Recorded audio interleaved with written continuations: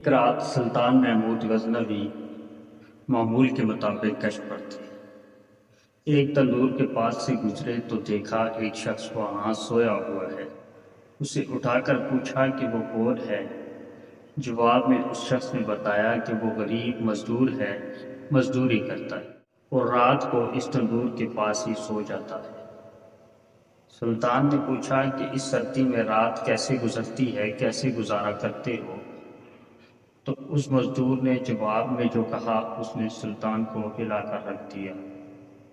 مزدور نے کہا جناب، نصف رات آپ کے انداز میں گزرتی ہے اور بقیہ آپ سے زیادہ اچھے انداز میں گزارتا ہوں۔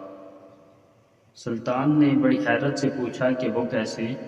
مزدور نے جواب دیا کہ جب تک تندور گرم رہتا ہے تو میں آپ جیسی نیند سے لطف اندوز ہوتا ہوں، اور جب تندور ٹھنڈا ہو جاتا ہے تو اٹھ کے اللہ کی عبادت شروع کر دیتا ہوں، جو آپ کے مقابلے میں وقت کا بہتر استعمال ہے۔